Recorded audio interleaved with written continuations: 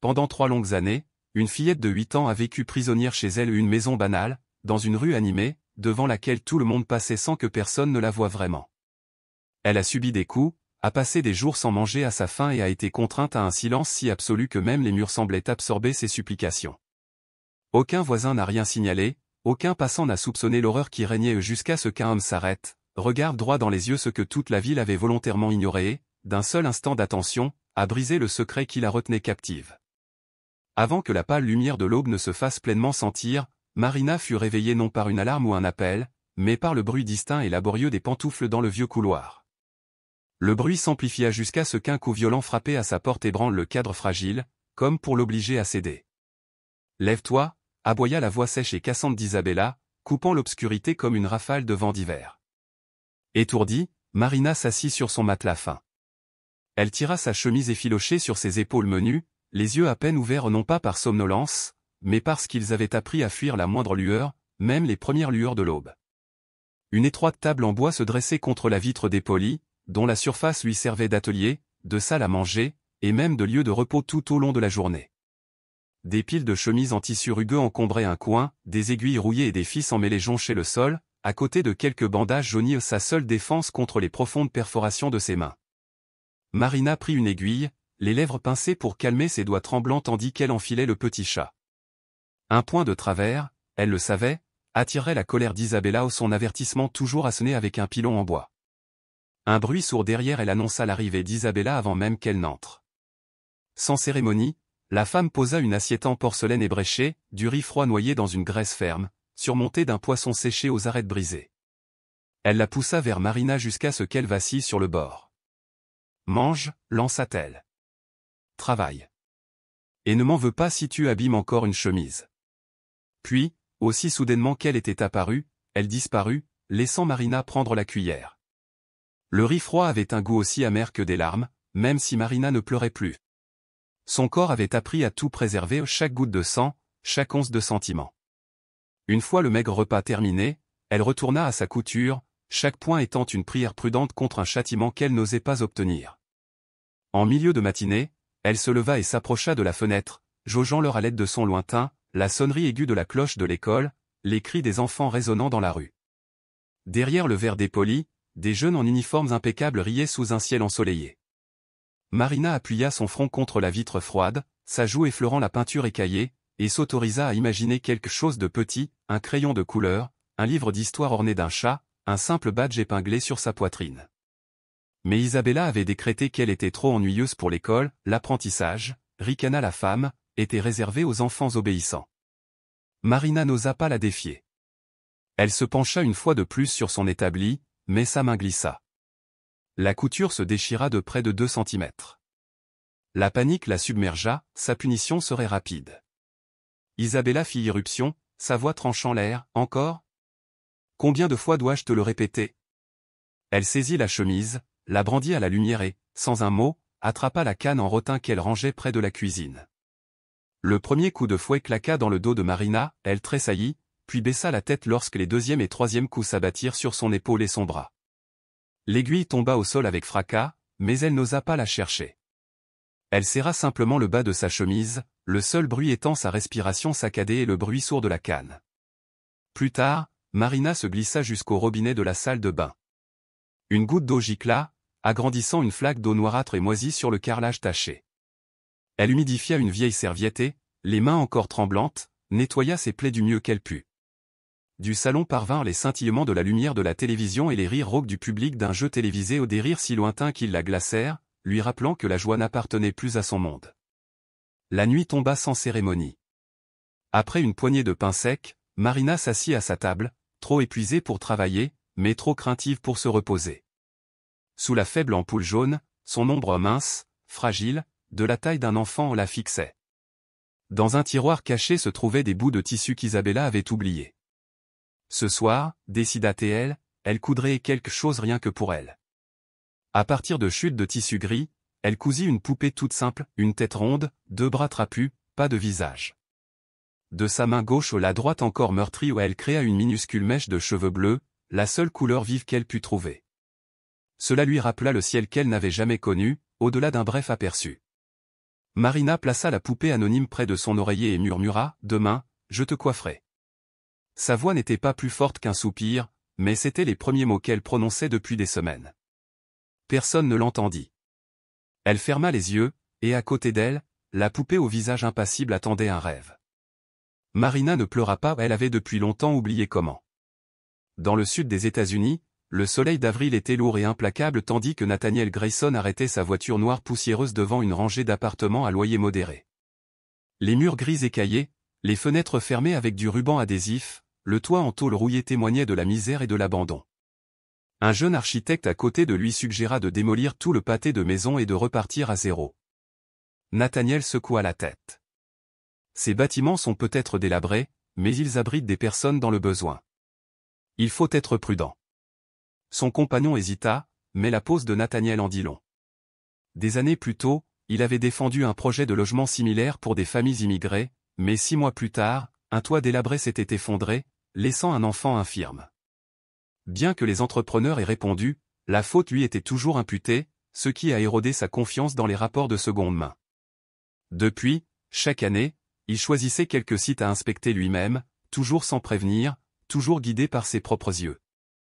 Ce complexe, propriété de sa propre association caritative pour les parents isolés et les chômeurs, ne ferait pas exception.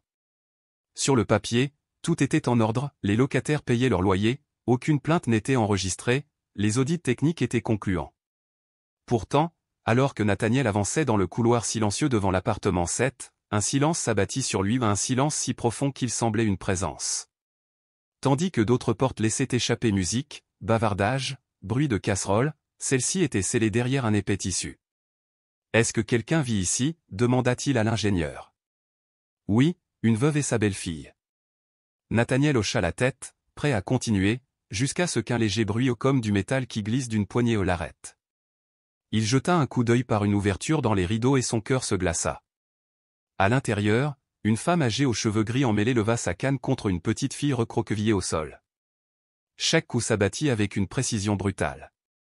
L'enfant ne fit aucun bruit, son corps meurtri se pliait comme du papier friable. Et, dans cet instant fugace où elle croisa son regard, ses yeux fatigués exprimèrent des années de souffrance passées inaperçues de tous ceux qui passaient devant sa porte. Nathaniel recula, l'incrédulité et la honte le tenaillaient. Il pivota sur ses talons et s'éloigna précipitamment, abandonnant pêle-mêle les questions de l'ingénieur. De retour dans la voiture, il s'enfonça dans son siège, abasourdi par le poids du secret qu'il avait failli manquer et déterminé à ne pas détourner le regard cette fois. Ses doigts tremblaient autour du volant, ses jointures blanchissant sous sa main. Durant le trajet silencieux jusqu'à chez lui, il ne prononça pas un mot.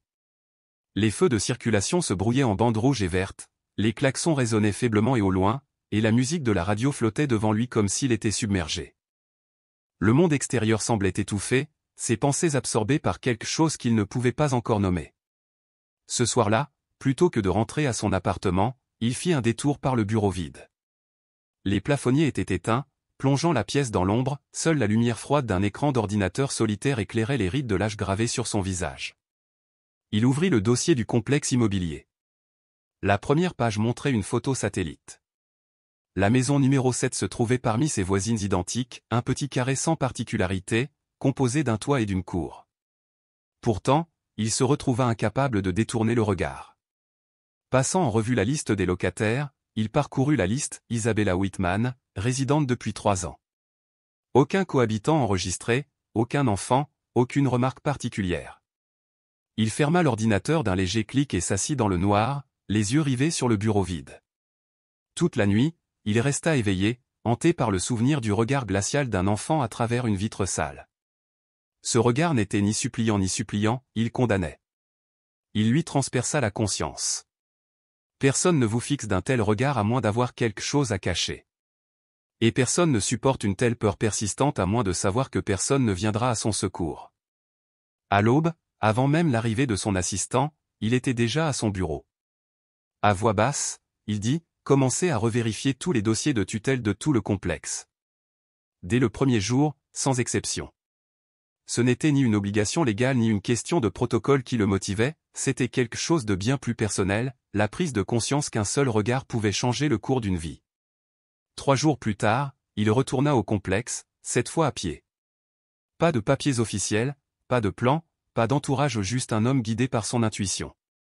Il arrêta sa voiture au même endroit que la fois précédente, coupa le moteur et baissa la vitre. L'air du soir transportait des parfums de feuilles d'automne et de feux de cuisine lointains. Il tendit l'oreille, le vent qui faisait vibrer la clôture en fer, l'aboiement solitaire d'un chien résonnant dans un terrain abandonné, le crissement des pneus de vélo sur le gravier, et le silence inquiétant autour du numéro 7. Sans s'approcher de la portière, il tendit la main sous le siège pour prendre un petit sac en papier. À l'intérieur se trouvait un petit pain au sésame croustillant, 2 vieilles bandes dessinées récupérées lors d'une vente de liquidation et un mot sans adresse ni signature. Il déposa le sac sur les marches en béton, tapota doucement le cadre de la portière, puis remonta dans sa voiture, déterminé à laisser le choix à celui qui se cachait à l'intérieur. Lorsque Marina ouvrit enfin la porte ce soir-là, le crépuscule s'était installé derrière elle. Elle jeta un coup d'œil prudent, sa silhouette élancée à moitié dissimulée dans l'embrasure. Après un instant d'hésitation, elle se pencha et récupéra le sac, comme si elle s'attendait à le voir disparaître si elle agissait trop vite. Son regard sombre parcourut chaque article, la croûte dorée du pain, les couvertures délavées des animaux de dessins animés, le papier ordinaire qui exhalait une légère odeur d'étranger, mais elle ne trouva ni nom, ni message. Elle les emporta avec révérence, les déposant sur une table branlante comme de précieux souvenirs de famille. L'odeur du pain frais lui donnait mal au ventre, mais elle ne parvenait pas à manger. Elle enveloppa le petit pain dans un vieux torchon et le glissa sous son matelas, parmi d'autres trésors qu'elle n'osait pas perdre. Puis elle ouvrit une BD et en découvrit les dessins simples, un renard et un lapin se promenant main dans la main dans une forêt accueillante, des arbres colorés et des maisons souriantes les saluant à chaque tournant. Une chaleur vacilla dans sa poitrine, pour s'éteindre à la tombée de la nuit. Plus tard dans la soirée, Isabella Whitman revint, les bras chargés de boîtes de plats à emporter. Elle les déposa avec un bruit sourd, balayant la pièce du regard avec une vigilance exercée. Son regard se posa sur la BD. Sans un mot, elle la ramassa, se dirigea vers le jardin où les braises brûlaient encore dans le poêle à bois, et jeta le livre parmi les cendres comme un déchet. Marina observait par une ouverture dans la porte, les flammes vacillantes consumant les pitreries du renard et du lapin. Elle se mordit la lèvre, non pas à cause de la perte de dessins enfantins, mais à cause de l'espoir sans nom qu'elle nourrissait au fond d'elle. Le papier se gondola et noircit, puis retomba comme des papillons calcinés. Derrière son souffle, une larme se forma, mais elle ne la laissa pas couler. Sous le couvert de la nuit, tandis qu'Isabella dormait, Marina se glissa dans la cour. Ses doigts tremblants, elle fouilla les cendres fraîches, à la recherche d'un fragment de l'histoire. Elle déterra 2 morceaux de papier calciné, aux bords friables et cassants, mais dont l'encre était encore collée à la page. L'un d'eux disait simplement « Tu mérites d'être aimé ». Elle lissa le papier contre sa paume, répétant les mots comme s'il s'agissait d'un sort oublié depuis longtemps. Puis, tendrement, elle plia le morceau et le cacha dans une poupée en tissu qu'elle avait cousue la veille. De l'autre côté de la rue, confiné dans sa voiture, il observait chacun de ses mouvements. Il la voyait ramasser les restes, ressentait le poids de ses petits gestes délibérés. Personne ne ramasse des cendres si ce n'est des braises qui brûlent un jour, et personne ne garde un mot carbonisé si sa signification ne fait pas fondre quelque chose en son âme. Son cœur se serra. Pour la première fois depuis des années, il ressentit une sorte de peur, non pas la peur d'une loi ou d'un système, mais la peur que, s'il ne faisait rien, cette fragile étincelle de confiance s'éteigne à jamais. À l'aube, il retourna à son bureau, mit de côté ses rapports habituels et appela un vieil allié, l'avocat Rafael Mendoza, celui-là même qui l'avait autrefois aidé à libérer un jeune immigré d'un camp de détention illégale. « Il faut qu'on se voie, dit-il. Cette fois, ce n'est pas pour un procès, mais pour un enfant. » Pendant ce temps, tandis que la lumière matinale filtrait à travers sa fenêtre au rideau, Marina serrait la poupée de tissu contre sa poitrine. Elle jeta un coup d'œil à l'intérieur pour vérifier que le mot était toujours là. « Tu mérites d'être aimé. » Ces mots résonnèrent comme un battement de cœur dans sa paume. Elle garda sa main un instant de plus, comme pour s'assurer que son propre cœur y était toujours. Nathaniel n'était pas un détective, il manquait de formation et de l'art des interrogatoires subtils. Mais il possédait un instinct durement acquis, la capacité de percer les mensonges et de reconnaître quand la douleur d'autrui était profondément enfouie. Il disposait également de 2 ressources précieuses, le temps d'observer et un silence délibéré qui invitait aux aveux. Les jours suivants, il fréquentait le même café du coin, s'attardait près du kiosque à journaux en faisant semblant de lire de vieux journaux et flânait sans but dans le quartier. Il écoutait ses voisins, l'épicier insultant un tailleur difficile de l'autre côté de la rue, une femme âgée se remémorant l'image d'une jeune fille plaquée au sol, trop terrifiée pour crier, le livreur constatant n'avoir jamais vu qu'une petite main d'enfant attraper des colis, jamais son visage. Un seul nom revenait sans cesse, Lucia Ortega, une couturière qui avait travaillé pour Isabella jusqu'à sa démission brutale. Piqué au vif par cet indice, Nathaniel se rendit dans la modeste boutique de Lucia, à 6 pâtés de maison de là. Il n'arrivait pas en riche inconnu, mais en homme inquiet, témoin d'une injustice. Lucia, petite, les mains calleuses à force d'aiguilles et de fils, l'écouta mentionner Isabella Whitman. Son visage se figea, puis elle verrouilla la porte derrière elle et sortit un carnet défraîchi. « Personne ne m'a cru, dit-elle d'une voix ferme. Alors je l'ai noté. » Elle consulta cette fois les entrées marquées, Marina B., chacune accompagnée d'observations laconiques, doigts enflés, larmes fraîches, bleu caché par de longues manches. Au début, j'ai cru que c'était une parente, murmura Lucia. Puis j'ai appris que c'était la belle-fille d'Isabella. Quand je l'ai interrogée, Isabella a insisté, cette fille est muette. Mais je n'ai jamais vu quelqu'un de silencieux pleurer aussi fort. Ces mots résonnant dans son esprit, Nathaniel partit, serrant contre lui un exemplaire du carnet de Lucia. Il serra plus fort le volant, mais sa détermination ne fit que se renforcer. Dans les yeux de Marina, il avait vu quelque chose de brisé et dans sa persévérance silencieuse, il avait trouvé un but. Il n'aurait de cesse que cet enfant sache qu'elle méritait vraiment d'être aimée. J'ai porté l'affaire devant le service social, a poursuivi Yanez, la voix crispée par la frustration. J'ai envoyé 3 lettres officielles. Chacune est revenue timbrée, l'école n'a pas le droit de se mêler des affaires familiales privées. Peu après, j'ai été réprimandé pour avoir outrepassé mes limites. Et puis Marina a disparu de la classe. Je ne l'ai plus jamais revue. Une semaine plus tard, le vieil ami de Nathaniel, Rafael Mendoza, désormais avocat chevronné en matière de droits de l'homme, est apparu dans son bureau, tenant un dossier volumineux. « Tu avais raison de t'inquiéter », dit Raphaël en décollant la couverture d'un imprimé jauni. Isabella Whitman n'a jamais obtenu la tutelle légale. Le père de Marina est mort dans cet accident de voiture, laissant près de 2 millions de dollars derrière lui, et pourtant son testament ne prévoyait rien pour la garde de sa fille. Nathaniel fronça les sourcils. Comment ça a pu échapper à tout le monde? Les lèvres de Raphaël s'étirèrent en un demi-sourire amer. Parce que personne n'a pris la peine de regarder. Le courtier s'est occupé des papiers d'héritage, et le certificat de tutelle n'était qu'une photocopie non certifiée conforme. Légalement, Marina semble avoir une personne qui s'occupe d'elle, et cela a suffi à classer l'affaire. Désespéré de trouver des réponses, Nathaniel alla ensuite trouver le père Thomas, le prêtre le plus âgé de la paroisse. Le vieil homme l'écouta en silence, puis murmura comme s'il lui confiait un secret. « Cette petite fille est venue me voir un jour, » dit le père Thomas, sa voix sifflante dans le silence. Non pas pour confesser un péché, mais pour demander. Qu'a-t-elle demandé? Nathaniel se pencha en avant. Si je disais tout ce que je sais, serais-je puni? Si je disais la vérité, me croirait-on? Et si je détestais ma mère, serais-je un mauvais enfant? Et si je disparaissais, se souviendrait-on de mon existence? Aucun d'entre eux, Lucia, Yanez, Raphaël ou le père Thomas n'avait réussi à aider Marina lorsqu'ils avaient agi seuls. Le système protégeant Isabella était vaste, leur cœur, aussi sincère fût-il, était trop petit. Les murs bâtis sur le secret refusaient de s'effondrer sans une force collective. Mais maintenant, ils étaient là, réunis dans une arrière-salle faiblement éclairée. De vieux dossiers et des preuves en lambeaux gisaient éparpillés sur la table en bois. Pas de policiers. Pas de greffiers. Juste des gens las d'échouer. Raphaël déposa son dossier avec un bruit sourd. « Il faut agir vite », prévint-il. « Si Isabella sent que nous nous rapprochons, elle disparaîtra définitivement avec Marina. » Nathaniel hocha la tête. Lucia serra une photo abîmée du carnet de Marina dans sa paume. Yanez resta figé, les jointures blanchissantes, serrant son chemisier.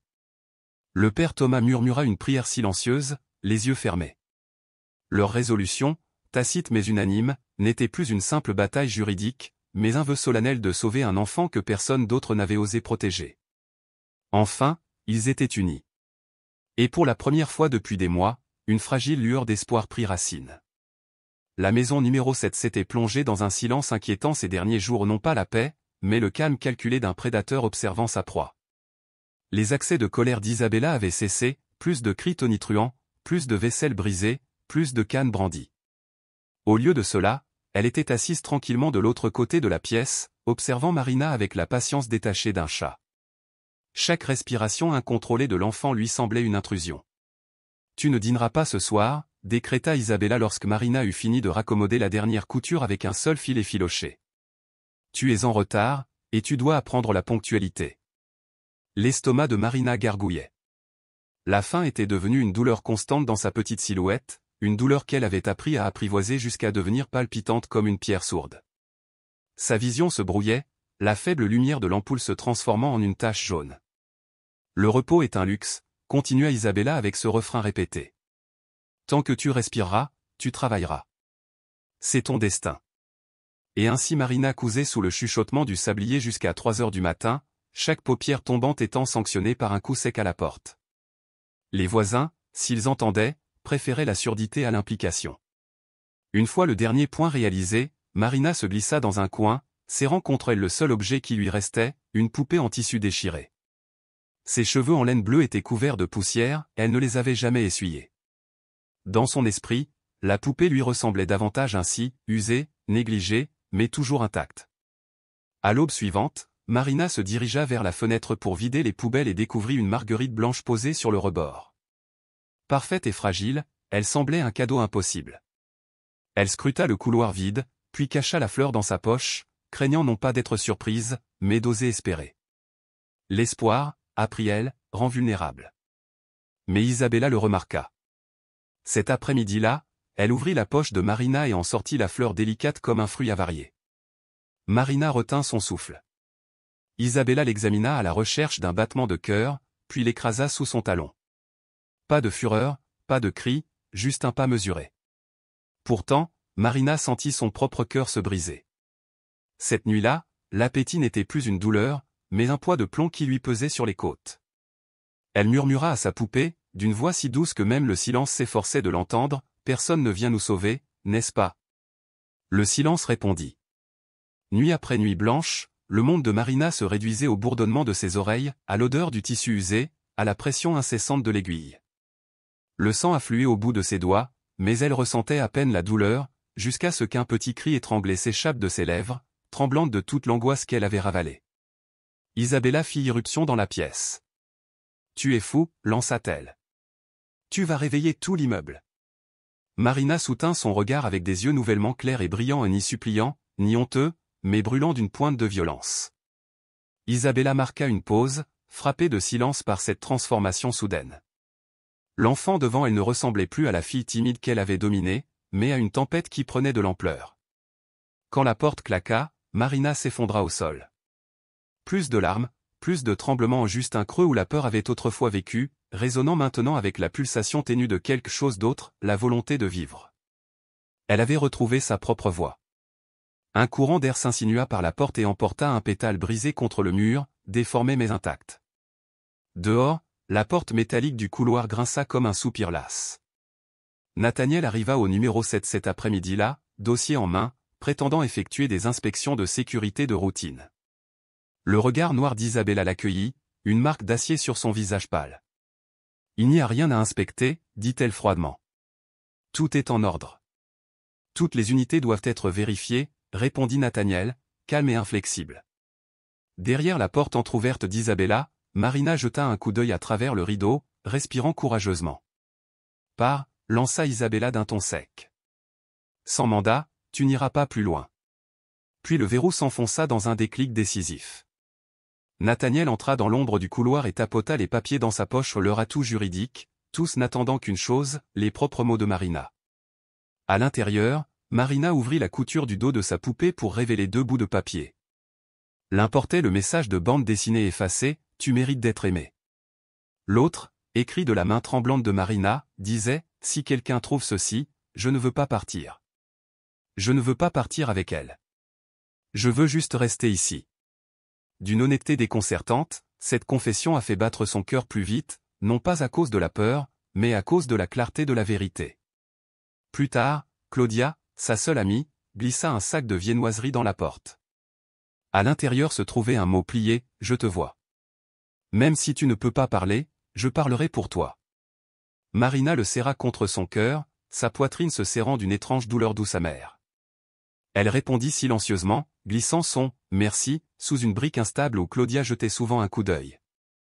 Cette nuit-là, elle resta éveillée, serrant sa poupée dans ses bras, sans aucun fantasme d'évasion, seulement une vision simple, quelqu'un lui prenant la main et lui disant « rentrons à la maison ». Un nom murmuré avec gentillesse, Marina. Alors que l'obscurité s'installait et que la porte du couloir sifflait à nouveau, les doigts de Marina parcoururent les points de suture décolorés de la poupée. Dans le silence, elle sentit quelque chose s'agiter ou une fragile graine d'espoir, sur le point d'éclore. Elle ne réalisait pas que dans ce couloir obscur, la peur de Marina s'était enfin dissipée. Elle avait entrevu quelque chose appelé « quelqu'un » au-delà des murs. Et un enfant qui sait que quelqu'un l'attend de l'autre côté d'une porte ne reste pas silencieux éternellement. Des pas légers résonnèrent dans le couloir. Une silhouette passa sans s'arrêter. Pour Marina, ces pas légers n'étaient pas la menace de la belle-mère, mais le battement de cœur d'une autre vie humaine, hors de son petit monde. Chaque pas, léger comme une feuille agitée par le vent nocturne, plantait une graine fragile dans sa poitrine. Ce n'était pas encore une conviction profonde, mais suffisante pour murmurer qu'elle n'était pas entièrement absorbée par cette maison. Quelque part devant elle se trouvait une sortie, même si tout ce qu'elle pouvait apercevoir était une faible lueur sur le carrelage froid au pied du mur. Isabella traversa l'après-midi comme un fantôme, libérée de toute émotion. Elle rangea l'armoire, renversa le lit et rangea les derniers trésors de son défunt mari, un bracelet en argent terni, un flacon de parfum défraîchi et une poignée de photographies jaunies. Pas une larme ne coula, elle manipula chaque souvenir avec la précision d'une fugitive rassemblant l'essentiel pour une nouvelle évasion. Marina restait assise en silence, pétrifiée par l'effroi et l'incertitude. Mais l'air entrecrépitait d'une énergie différente, pas de paroles dures, pas de coups de canne contre le bois, seulement un silence prolongé, aussi profond que le calme avant l'orage. À la tombée de la nuit, Isabella réapparut avec 2 tenues neuves, suffisamment bon marché pour passer inaperçue, mais jamais portée. Elle entendit une à Marina. « Enfile-la » ordonna-t-elle. Marina tira sur la robe kaki qu'elle ne connaissait pas, plus courte que toutes celles qu'elle avait portées auparavant, avec une capuche et une fermeture éclair rigide et obéissant comprendre pourquoi. Puis, l'entraînant dans la salle de bain, Isabella sortit une paire de ciseaux en fer émoussé et, d'un mouvement impatient, coupa les cheveux de Marina. Des mèches tombèrent en touffe sur le carrelage, une mèche effilochée s'accrochait à son épaule. Elle ne la repoussa pas. Dans le miroir, elle vit un nouveau visage, un large front dévoilé, des yeux qui ne pouvaient plus se cacher. « Personne ne te reconnaîtra plus » murmura Isabella. Les lèvres de Marina restèrent immobiles, mais une question pressante se posa dans son esprit, si personne ne connaît ce visage, qui viendra jamais le voir? Tard dans la nuit, une violente secousse tira Marina du sommeil. « Rassemblez vos affaires » aboya Isabella. « On part. » Elle ne précisa pas où. Marina regarda sa belle-mère fourrer papier et passeport preuve d'une nouvelle identité avec une photo étrangère dans un sac cabossé. Le sommeil la quitta complètement. Pendant qu'Isabella travaillait, Marina était assise dans l'obscurité, serrant un bout de papier et griffonnant dessus à la hâte. « Si quelqu'un me le demande, je ne l'accompagnerai pas. Je ne suis pas d'accord. » Elle le plia jusqu'à ce qu'il ne soit pas plus grand qu'une pièce de monnaie, puis le cousit dans l'ourlet de sa nouvelle robe avec du fil bleu, le même fil qu'elle avait autrefois tissé dans les cheveux de sa poupée. Un taxi filait à travers les rues désertes en direction de la gare fédérale. Marina roulait silencieusement à l'arrière, les lampadaires vacillant sur son visage par intervalles stroboscopiques brillants, puis s'éteignant, comme des images d'un film au ralenti. À un carrefour, un bus scolaire passa, des enfants se penchèrent, agitant la main et hurlant. Marina regarda leur rire vaciller, ni jalouse ni triste. Elle toucha simplement le bas de sa robe, s'assurant que le mot était toujours là ou que son testament était intact. Isabella, impatiente, regarda sa montre. Plus vite. Le dernier train part à 10h15, siffla-t-elle. Arrivée à la gare, Isabella tira Marina hors de la voiture et se dirigea vers les guichets. Leur bagage se composait d'un simple sac à dos et d'un sac en papier froissé. Marina se laissa guider, mais plus comme une marionnette. À l'intérieur, elle compta ses pas, non pour fuir, mais pour attendre le moment opportun. Dans son esprit, le souvenir d'un homme Nathaniel qui s'était arrêté un jour à ses côtés lorsqu'elle était battue. Sans un mot, il était simplement resté là. Cette présence silencieuse avait été comme une bouée de sauvetage, et elle était convaincue que quelqu'un comme lui ne se détournerait pas maintenant. Sous la lumière crue des néons et les annonces tonitruantes, les voyageurs se pressaient. La main d'Isabella meurtrissait la main de Marina. Celle-ci leva les yeux vers le panneau des départs qui clignotait en rouge, Mexico au dernier appel. Personne ne les attendait pour leur faire signe de partir, personne ne les attendait à l'autre bout. Petit à petit, elle comprit que l'embarquement signifierait une disparition définitive. Elles rejoignirent la file silencieuse du contrôle de sécurité. Les doigts de Marina tremblaient lorsqu'Isabella tendit le faux passeport, un autre nom, un autre visage. Le garde jeta un coup d'œil, apposa son tampon et leur fit signe de passer. Mais juste avant que le scanner ne l'engloutisse, Marina marqua une pause. Le monde ralentit, laissons s'étouffer. Seul le bas de sa robe qui portait sa dissidence cachée lui parut réel. Elle respira, inconsciente de la voir encore, et d'une voix qui résonna comme une lame tranchant des liens invisibles, elle dit « Je ne veux pas l'accompagner ». Ce n'était ni un cri ni une supplication, mais une déclaration claire et ferme. Les têtes se tournèrent. Le garde se figea, une femme âgée s'arrêta à mi-chemin. Dans le silence stupéfait, le monde piétiné hésita. Nathaniel émergea du milieu de la foule. Sans présentation ni confession. Il se tenait simplement debout, droit à côté de Marina, les yeux rivés sur elle. Elle s'avança vers lui, non pas pour demander la permission, mais pour tenter de se sauver elle-même. Quelques minutes plus tard, la sécurité de la station intervint. Isabella balbutia, prétextant une panique maternelle, mais sa protestation resta lettre morte. La voix de Marina avait rompu son charme. Nathaniel se tenait à distance respectueuse, tel un gardien silencieux. Son léger hochement de tête était éloquent, on te voit. Tu es en sécurité. Personne ne te fera disparaître à nouveau. Un préposé guida Marina vers une chaise libre et lui offrit de l'eau. Elle ne but pas, fixant plutôt ses mains qui ne portaient plus la peur rigide de la captivité, mais tremblaient de la force tranquille de la liberté retrouvée. Isabella, pâle et vaincue, était assise sur un banc, sa fureur apaisée. Elle n'osait plus regarder la jeune fille dont le silence forcé lui avait servi de bouclier. Alors que Marina et Nathaniel quittaient la gare, elle risqua un regard en arrière. La foule les observa non pas avec pitié, mais en reconnaissant son courage, le courage d'une enfant qui osait enfin parler. Sa nouvelle maison se dressait tranquillement au bout d'une allée bordée d'arbres. Elle était modeste, mais ses fenêtres laissaient entrer l'aube, et la porte de sa chambre était sans verrou. Lorsque le vent agita ses cheveux fraîchement repoussés, Nathaniel dit doucement, « Ici, tu n'as rien à faire pour être en paix. » La première semaine, Marina parlait peu. Elle dormait au bord du lit, s'accrochant à ses vieux instincts de réceptivité. Nuit après nuit, elle se réveillait au moindre bruit ou le biberon de la cuisine claquant sous le froid, les rideaux effleurant un courant d'air blotti sous des couvertures, laissant passer juste un mince filet d'air. Chaque matin, Nathaniel laissait une tasse de lait chaud et un morceau de pain sur la table. Il ne lui demandait jamais pourquoi elle ne mangeait pas. Le troisième soir, la faim l'attira vers la cuisine, où elle grignota tranquillement un biscuit restant. Le lendemain matin, elle trouva un mot à côté du pain, « Si tu as faim, mange quand tu veux. Personne ne compte ici. » Marina s'autorisa un petit sourire prudent, les lèvres pincées comme pour savourer un moment précieux. Nathaniel, invisible, retint son souffle de soulagement. Dans sa chambre se trouvait une armoire blanche, dont les boutons en porcelaine étaient parsemés d'étoiles. Pendant des jours, elle l'évita. Pourtant, un matin, elle ouvrit le tiroir et trouva une boîte de crayons usés. Tâtonnante, elle dessina de larges traits de couleur, puis un vaste ciel, et enfin l'entrée de la gare éclairée par le panneau des départs bien qu'aucun train n'apparaisse, seule une silhouette solitaire attendait. Au début, elle cacha ses croquis sous le matelas. Mais, gagnant en assurance, elle épingla le dernier tableau au mur, son premier mot de liberté peint. Nathaniel hocha simplement la tête en signe de compréhension, car le silence peut exprimer la plus profonde confiance. Peu après, Marina commença à écrire de courtes lettres à son amie Claudia, non envoyées, mais qui lui faisaient chaud au cœur à chaque ligne, « Je crois que la lumière ne me hait pas.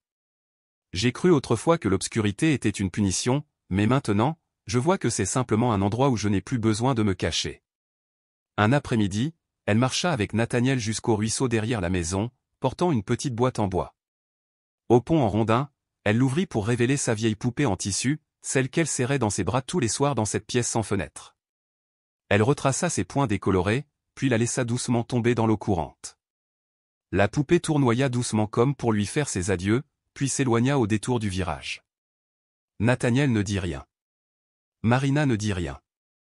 Pourtant, dans ce silence partagé, elle sentit son ancienne prison se dissoudre entièrement, ne laissant derrière elle que la promesse de tout ce qui l'attendait. Par une fraîche matinée de mars, le procès d'Isabella Whitman se déroulait dans l'une des salles d'audience les plus intimes du palais de justice. Les vieux bancs de bois craquaient sous la légère poussée des visiteurs qui s'installaient, tandis qu'à l'extérieur, un vent glacial balayait les cours, faisant vibrer les grilles de fer et tirant de pâles volutes de brume à travers les vitres fissurées. À l'intérieur, un silence presque respectueux régnait, personne n'osait proférer plus qu'un murmure, et des pas traînaient doucement sur le sol de pierre. Même le balancement des chaises et le coup de marteau lointain semblaient étouffés, comme si chacun comprenait instinctivement que cet instant exigeait le silence, et non l'indignation, afin d'en honorer la gravité. Marina avait insisté pour être présente, bien que personne ne l'y contrainte. Nathaniel, toujours protecteur, l'avait supplié de rester à distance, pour éviter d'assister à de nouvelles cruautés. Pourtant, lorsqu'elle prit la parole d'une voix ferme et inébranlable, un ton que Nathaniel ne lui avait jamais entendu auparavant, elle dit simplement « Je veux savoir jusqu'où elle mentira ». Elle n'en avait pas besoin pour se venger, mais pour tourner la page, pour une détermination sereine à affronter ce qui lui avait été fait. Elle s'assit donc au dernier rang, les épaules droites, tandis qu'Isabella était conduite, les mains jointes par des menottes à la taille.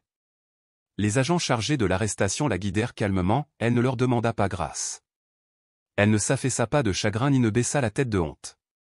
Au contraire, elle se tint droite, comme une invitée arrivant à une assemblée officielle plutôt qu'une accusée devant un tribunal. Lorsque le procureur posait ses questions, Isabella répondait d'une voix basse et ferme, mesurée comme si elle lisait un texte écrit à l'avance. « Je l'ai élevée dès son plus jeune âge, disait-elle. J'étais son seul soutien. Personne d'autre ne m'aidait, personne ne me remerciait jamais. Elle n'avait pas besoin d'école, elle pouvait apprendre à la maison. Je gardais simplement l'argent pour elle, je le lui rendrais quand elle serait majeure.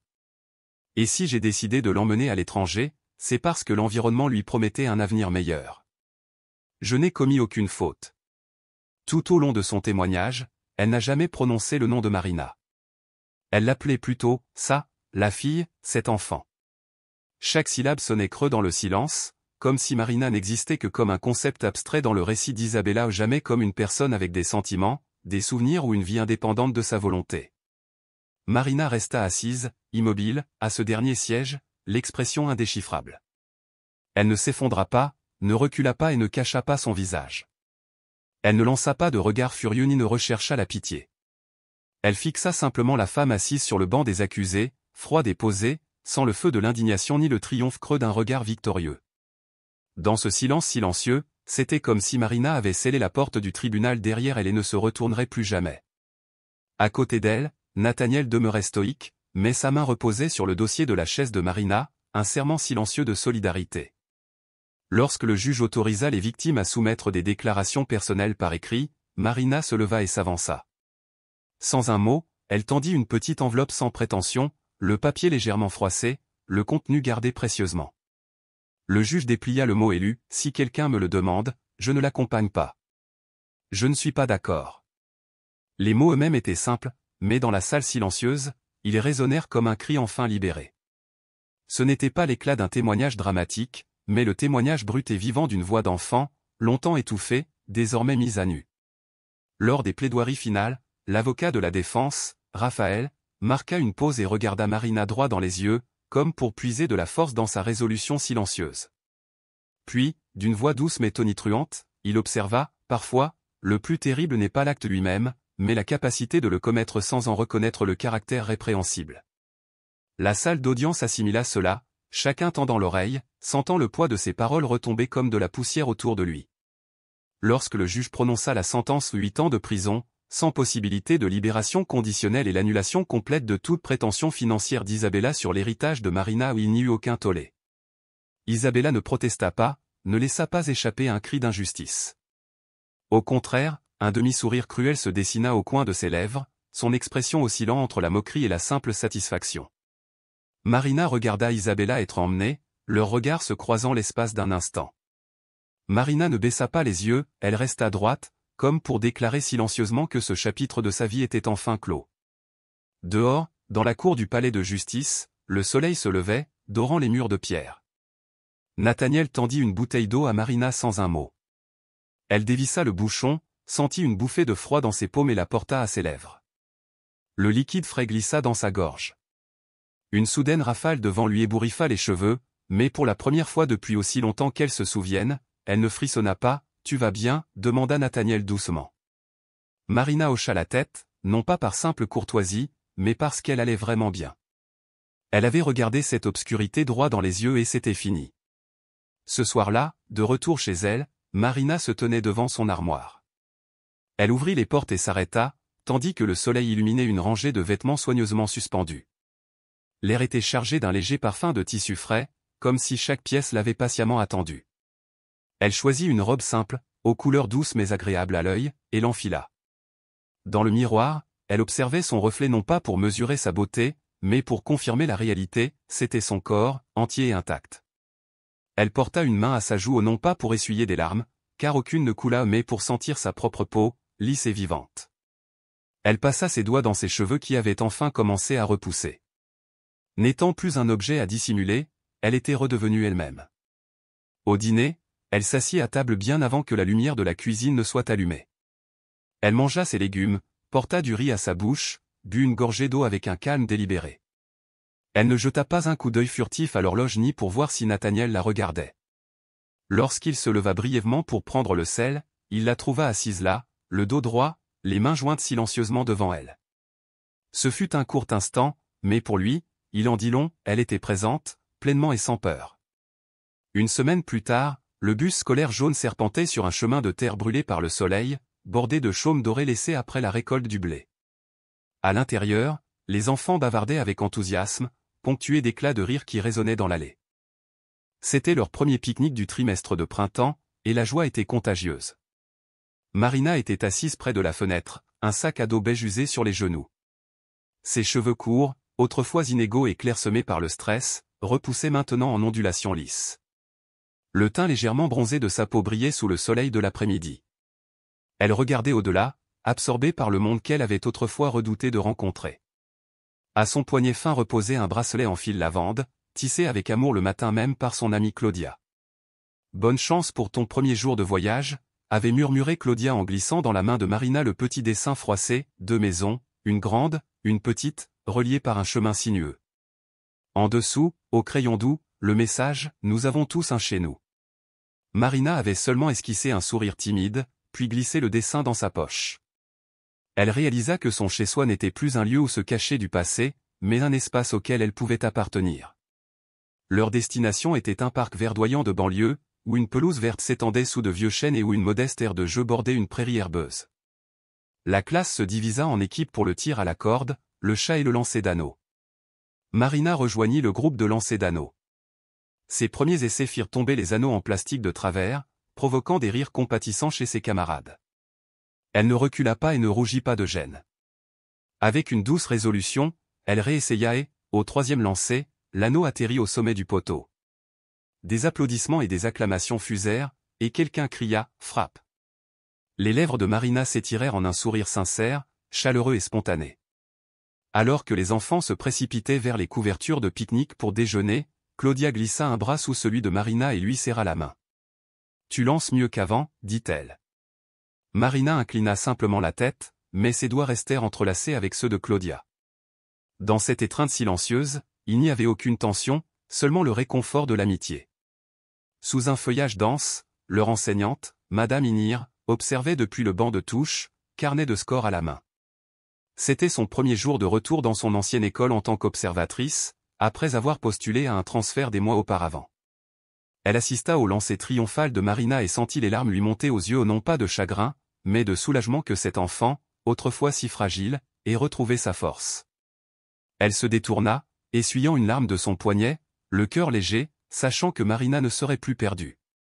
Tandis que le soleil de midi filtrait à travers les branches, les enfants étaient assis en tailleur pour déjeuner.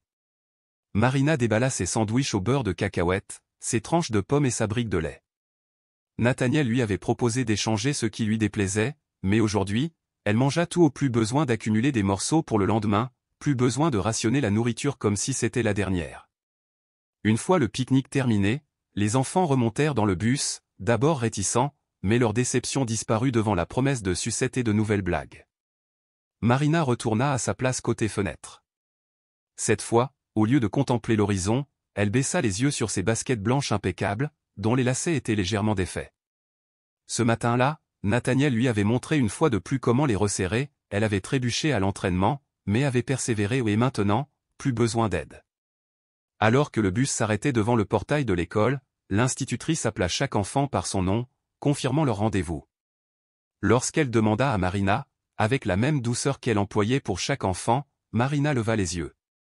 Ses yeux brillaient dans la lumière de fin d'après-midi, ni timide ni endurcie, seulement la vive curiosité d'une enfant de 8 ans prête à affronter le monde. « Mon père m'attend à la porte », dit-elle clairement. Aucune autre question ne fut posée, aucune preuve n'était requise. De l'autre côté de la barrière se tenait Nathaniel, les cheveux poivre et sel, sa veste sombre dans le crépuscule, une bouteille d'eau à la main. Aucun document ne pouvait confirmer son rôle, la voix de Marina seule avait dit la vérité. Inir s'attardait derrière, les doigts posés sur le dossier, se remémorant l'époque où elle observait Marina par les fenêtres de la classe, incertaine que la petite fille s'épanouisse un jour. Aujourd'hui, elle hocha simplement la tête, le cœur gros. Claudia fit un signe de la main à Marina qui débarquait. Marina lui rendit son salut, mais son regard ne quitta jamais la silhouette familière de Nathaniel. Cette présence constante, cette attente sans impatience ni insistance, avait été un phare tout au long de son cheminement vers elle-même. Lorsqu'elle le rejoignit, il lui tendit la main sans l'embrasser, sans la soulever ou juste une paume tendue, l'invitation d'un parent accueillant son enfant à la maison. Marina glissa sa main dans la sienne, ferme et sans hésitation. Là, debout sous l'arche de l'école, elle ne s'attardait pas sur le chemin parcouru ni sur l'obscurité qu'ils avaient fui. Elle reconnaissait simplement que cet après-midi, il y avait quelqu'un qui l'attendait et que cette attente était, en soi, un profond témoignage de sa valeur. L'histoire de Marina, Nathaniel et de leurs nombreux alliés silencieux Lucia, Yenez, Raphaël ne repose pas sur un sauvetage grandiose. Elle nous rappelle que parfois, ce dont un enfant a besoin, ce n'est pas d'un miracle, mais de quelqu'un qui s'accroche suffisamment longtemps, qui pose la bonne question avec suffisamment de profondeur et qui refuse de détourner le regard. Si vous, qui avez voyagé avec ces mots, vous êtes déjà senti invisible ou ignoré, rappelez-vous que la présence d'un seul croyant en votre valeur suffit à briser l'invisibilité. Merci d'être resté. Puissiez-vous emporter non pas le chagrin, mais la douce certitude qu'être vraiment vu et toujours aimé est l'un des plus beaux cadeaux qui soit.